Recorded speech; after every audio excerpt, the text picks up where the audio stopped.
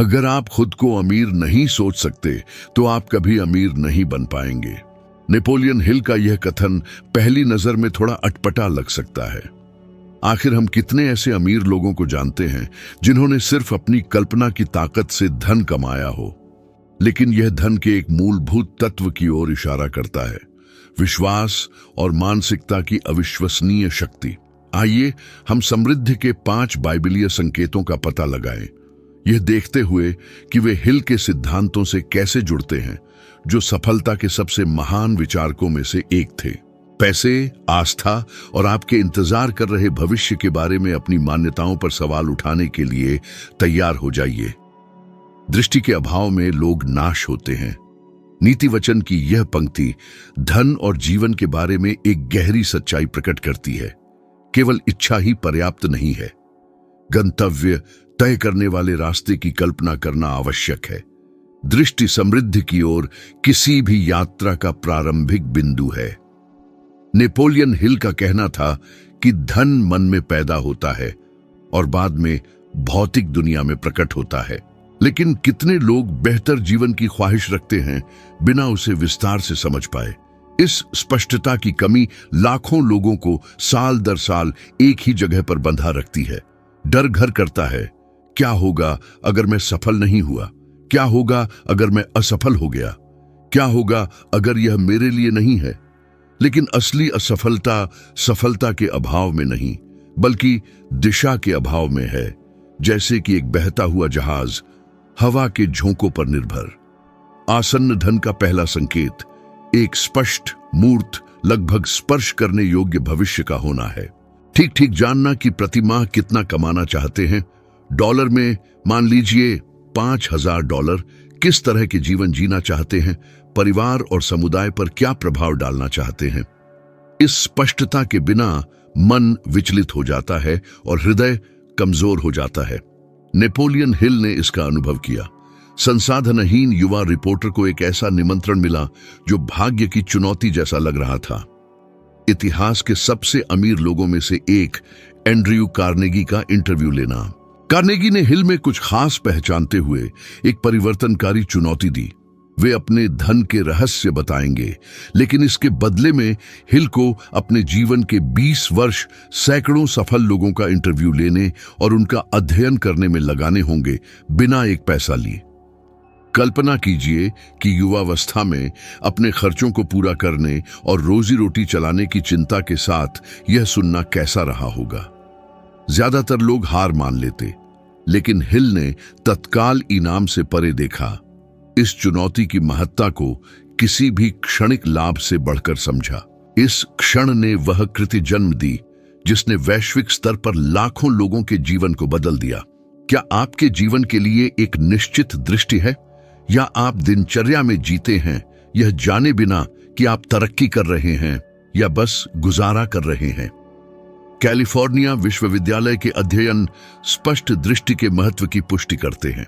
निर्धारित लक्ष्यों वाले लोगों के पास उन लोगों की तुलना में 42% अधिक संभावना होती है जो केवल कामना करते हैं। यह कोई संयोग नहीं है, यह विज्ञान है। मन को एक लक्ष्य की आवश्यकता होती है। इसे व्यवहार में कैसे लागू करें? एक कागज लीजिए और अगले 5 वर्षों के लिए अपनी वित्तीय दृष्टि का वर्णन कीजिए। कितना बचाना चाहते हैं डॉलर में? उदाहरण के लिए $30,000। आप किस मासिक आय की कामना करते हैं? कहां रहना चाहते हैं? आपकी दिनचर्या कैसी होगी? दृष्टि जितनी विस्तृत होगी, समृद्धि के साथ जुड़ाव का संकेत उतना ही मजबूत होगा। अपनी आंखें बंद करें, खुद को उस भविष्य में रहते हुए कल्पना करें, उन भावनाओं को महसूस करें जो वह पैदा करती हैं। कठिनाइयों के बावजूद अपने मन को केंद्रित रखें। बहुत से लोग मानते हैं कि बेहतर आर्थिक स्थिति प्राप्त करने के बाद ही वे बड़े पैमाने पर सोच सकते हैं, लेकिन इसका उल्टा सच है। जो लोग बड़ी आर्थिक स्थिति प्राप्त करते हैं वे पहले बड़े पैमाने पर सोचना शुरू कर देते हैं। यह पहला संकेत वर्तमान बैंक खाते से स्वतंत्र है। यह भविष्य में जो देखने का फैसला किया जाता है उस पर केंद्रित है। जिसकी कोई दृष्टि नहीं होती वह दूसरों की दृष्टि जीता है। जिसकी होती है वह अपना भाग्य बनाता है। ज्ञान प्राप्त करना सोने से बेहतर है। नीतिवचन की यह पंक्ति केवल एक सुंदर वाक्य नहीं है, बल्कि एक ऐसी कुंजी है जो ठोस धन के निर्माताओं को उन लोगों से अलग करती है जो केवल धन के पीछे भागते हैं लेकिन वास्तव में उसे प्राप्त नहीं करते। कितने लोग कपड़े, मोबाइल और कारों पर हजारों डॉलर खर्च करते हैं, लेकिन एक किताब या कोर्स पर $50 भी निवेश नहीं करते जो उनकी सोच और कार्य करने के तरीके को बदल सकता है। बाइबल चेतावनी देती है, सोना खत्म हो सकता है लेकिन ज्ञान अटूट स्रोत बनाता है। नेपोलियन हिल इस सच्चाई को साझा करते थे, उन लोगों के साथ ज्ञान की खोज पर जोर देते थे जिन्होंने पहले से ही वह हासिल कर लिया है जो वे चाहते हैं। उन्होंने अदृश्य सलाहकारों का मंत्रिमंडल की अवधारणा बनाई, अतीत के महान व्यक्तियों के साथ मानसिक रूप से मिलकर उनके विचारों और रणनीतियों से सीखने के लिए। अमीर होना केवल पैसा जमा करना नहीं था, बल्कि दुनिया के कामकाज, लोगों की सोच और कदम दर कदम सफलता के निर्माण के बारे में समझ जमा करना था। अपनी युवावस्था में हिल के पास बहुत कम था। वे कम वेतन पर रिपोर्टर के रूप में काम करते थे, बस जीने के लिए पर्याप्त। हालांकि यह नौकरी उनका सबसे बड़ा खजाना बन गई, क्योंकि इसने उन्हें Thomas Edison, Alexander Graham Bell और हेनरी फोर्ड का इंटरव्यू लेने की अनुमति दी। उन्होंने जीवनयापन के तत्काल सोने के बदले एक ऐसे ज्ञान का आदान प्रदान किया जिससे उनका और लाखों पाठकों का जीवन बदल गया। ज्ञान परिणामों को ऐसे पैमाने पर बढ़ाता है जो अकेला पैसा कभी नहीं कर सकता। क्या आपका जीवन उस ज्ञान के स्तर को दर्शाता है जिसे आपने खोजा है? आंकड़े दर्शाते हैं कि जो वयस्क लगातार शिक्षा और व्यक्तिगत विकास में निवेश करते हैं, उनके पास उन लोगों की तुलना में औसतन 47% अधिक संभावना होती है जो निवेश नहीं करते हैं अपने जीवन काल में अपनी आय बढ़ाने की। ज्ञान कोई व्यय नहीं है, बल्कि एक ऐसी संपत्ति है जिसका मूल्य समय के साथ बढ़ता है। इसे लागू करने के लिए अपनी मासिक आय का कम से कम 5% ज्ञान प्राप्त करने के लिए अलग रखें। पुस्तकें, पाठ्यक्रम, व्याख्यान, परामर्श या समृद्ध अनुभव। अगले 30 दिनों में सोशल मीडिया के 15 मिनट को 15 मिनट की पढ़ाई से बदलें। यह कम लग सकता है, लेकिन एक महीने में आप 450 मिनट 7 घंटे से अधिक ज्ञान अर्जित कर लेंगे, जो वित्तीय रूप से नए रास्ते खोल सकते हैं। सोना चोरी हो सकता है, खो सकता है या समय के साथ खराब हो सकता है, लेकिन एक बार प्राप्त हो जाने पर ज्ञान अजेय होता है। यह सामान्य लोगों को नेताओं में, विचारों को करोड़पति व्यवसायों में और कठिनाइयों को अवसरों में बदल देता है। जो पहले ज्ञान चुनता है वह अनिवार्य रूप से रास्ते में सोना पाता है। धन्य है वह मनुष्य जो धीरज रखता है। याकूब के पत्र का यह वाक्य केवल आस्था की बात नहीं करता, बल्कि धन की भी करता है, क्योंकि हर ठोस निर्माण के लिए निरंतरता की आवश्यकता होती है। दृढ़ता समृद्धि के सबसे बड़े संकेतों में से एक है।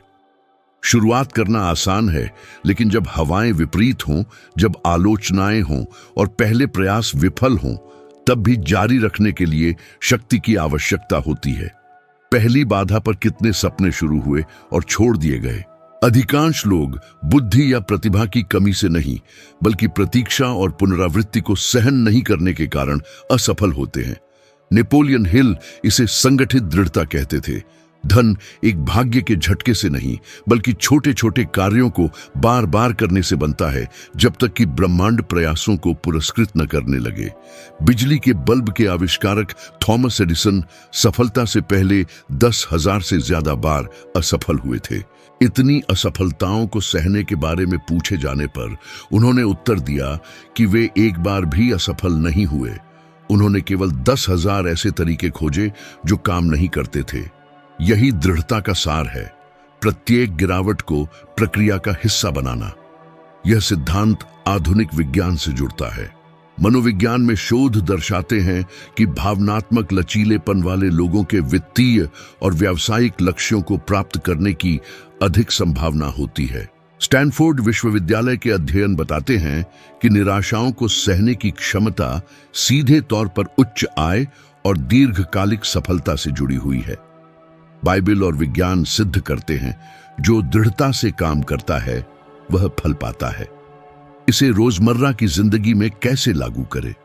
किसी वित्तीय लक्ष्य के बारे में सोचें जिसे आपने छोड़ दिया है। डॉलर में एक कर्ज चुकाना, कोई व्यवसाय शुरू करना, घर के लिए पैसे जमा करना। इसे फिर से शुरू करें और बिना पीछे देखे 90 दिनों के लिए प्रतिबद्ध रहे।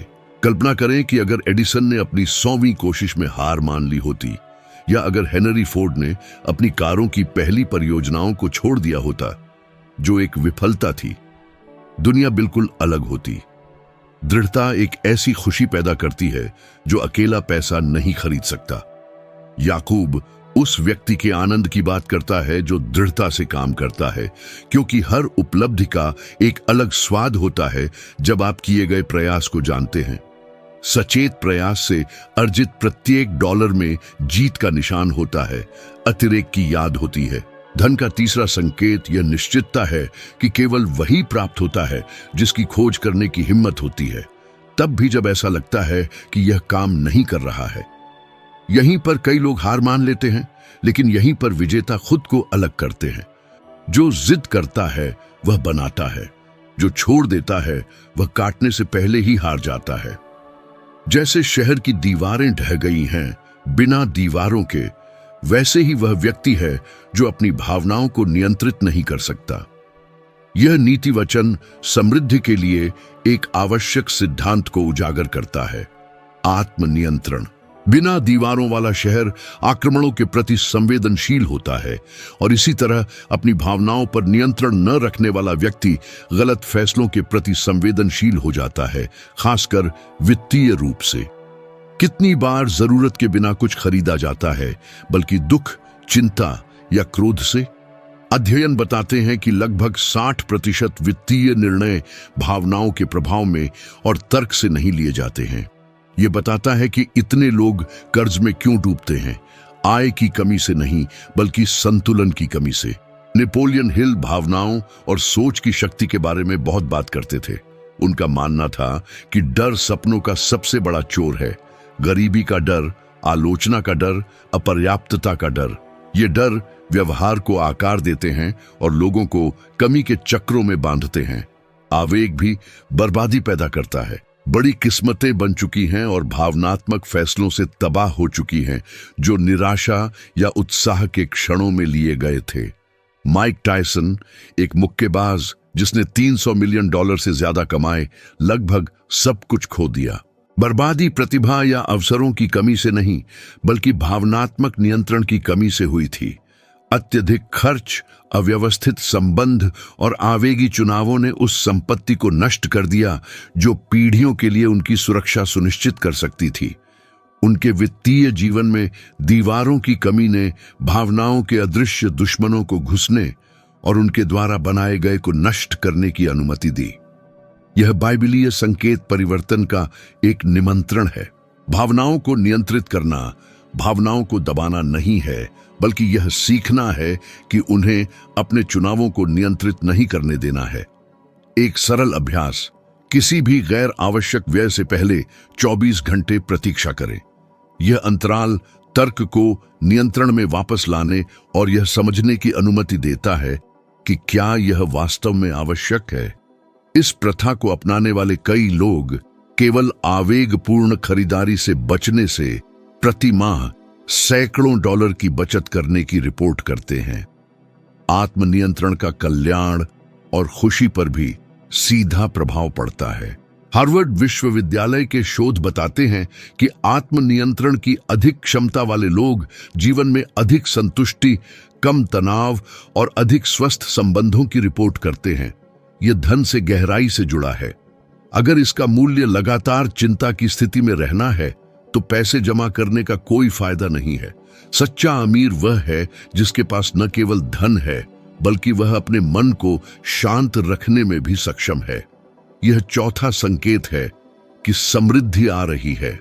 आंतरिक शत्रुओं के खिलाफ मजबूत दीवारें खड़ी करके, अपनी भावनाओं के बंधक न बनकर, आप बुद्धिमान निर्णय लेने, एक मजबूत भविष्य बनाने और उन जालों से बचने के लिए जगह बनाते हैं जिन्होंने पहले से ही कई लोगों के जीवन को बर्बाद कर दिया है। आत्मनियंत्रण अदृश्य दीवार है जो आपकी संपत्ति की रक्षा करती है। 2 और तुम्हें दिया जाएगा। लूका का यह पद समृद्धि के बारे में एक विरोधाभास रखता है। उदारता समृद्धि के सबसे स्पष्ट संकेतों में से एक है।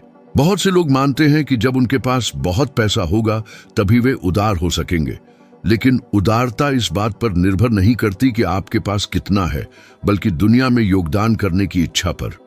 बाइबल दिखाती है कि जो उदारता बोता है वह बहुतायत काटता है, और नेपोलियन हिल ने इस विचार को पुष्ट करते हुए कहा कि सच्चा धन तब पैदा होता है जब आप दुनिया में योगदान करते हैं, लेकिन अगर आप मुश्किल में हैं तो कैसे दें। यह लाखों डॉलर दान करने के बारे में नहीं है, बल्कि अपनी जिंदगी को योगदान का माध्यम बनाने के लिए जगह बनाने के बारे में है। समय, ज्ञान, ध्यान या थोड़ी सी राशि दान करने से बहुतायत की एक ऐसी ऊर्जा उत्पन्न होती है जो अनिवार्य रूप से वापस आती है। जीवन उन लोगों को पुरस्कृत करेगा जो खुद को कमी में नहीं फंसाते हैं। नेपोलियन हिल ने गंभीर वित्तीय कठिनाइयों का सामना करते हुए और कई मौकों पर भूखे रहने के बावजूद गहरी जरूरत के समय में इसका अनुभव किया। फिर भी वे अपने पास जो थोड़ा था उससे पड़ोसियों और दोस्तों की मदद करते रहे। इस रवैये ने न केवल उनकी गरिमा को बनाए रखा, बल्कि विश्वास और दोस्ती के संबंधों को भी मजबूत किया, जो बाद में उनके स्वस्थ होने और उनके कार्यों की सफलता के लिए मौलिक थे। उदारता धन का परिणाम नहीं है, बल्कि कई बार वह बीज है जो इसे जन्म देता है। विज्ञान इस सच्चाई की पुष्टि करता है। ज्यूरिख विश्वविद्यालय के अध्ययन बताते हैं कि उदारता के कार्य मस्तिष्क के उन क्षेत्रों को सक्रिय करते हैं जो आनंद और कल्याण से जुड़े होते हैं, जिससे खुशी का स्तर बढ़ता है और तनाव कम होता है। छोटी खुराक में भी उदारता जीवन में सकारात्मक बदलाव का एक शक्तिशाली उत्प्रेरक है। किसी जरूरतमंद को $10, लगभग €5 या ₹10 दान करने जैसा सरल कार्य क्षेत्र के आधार पर भावनात्मक लाभों का एक झरना शुरू कर सकता है, जो आपके विकल्पों और परिणाम स्वरूप आपके वित्तीय परिणामों को सीधे प्रभावित करता है। इस उदारता से पोषित खुशी मानसिक स्पष्टता, रचनात्मकता और दृढ़ संकल्प के साथ अपने लक्ष्यों का पीछा करने के लिए आवश्यक साहस प्रदान करती है। इस दर्शन को व्यवहार में लाना जितना सोचा जाता है उससे ज्यादा सुलभ है। बस इस सप्ताह के जाने वाले उदारता के काम को चुनें। चाहे किसी जरूरतमंद को $10, लगभग €5 या ₹10 दान करना हो, आपकी स्थानीय मुद्रा में समकक्ष किसी धर्मार्थ संस्था में योगदान करना या अपने ज्ञान से किसी की सहायता के लिए 1 घंटा समर्पित करना, मौद्रिक मूल्य या यहाँ तक कि समर्पित समय कार्य के पीछे के इरादे के संबंध में गौण है। यह परोपकारी कार्य न केवल प्राप्तकर्ता के जीवन को बदलता है, बल्कि इससे भी ज्यादा महत्वपूर्ण बात यह है कि यह आपके भीतर बहुतायत की मानसिकता को मजबूत करता है। एक ऐसा दृष्टिकोण जो भविष्य को अटूट विश्वास के साथ देखता है, डर को आशा से बदल देता है। यह सच्चे धन की 5वीं कुंजी है। उदारता यह खाली नहीं करती, यह गुणा करती है। देने का कार्य और अधिक आकर्षित करता है, साझा करने से और अधिक प्राप्त करने के लिए जगह बनती है। यह मानसिकता, जीवन का यह दर्शन उन लोगों को अलग करता है जो कमी में जीते हैं और जो एक समृद्ध और प्रचुर जीवन का निर्माण करते हैं। सच्ची संपदा सिर्फ मटेरियल चीजों के जमा करने में नहीं, बल्कि अपनी खुशियों को बांटने और दूसरों के साथ बरसने में है।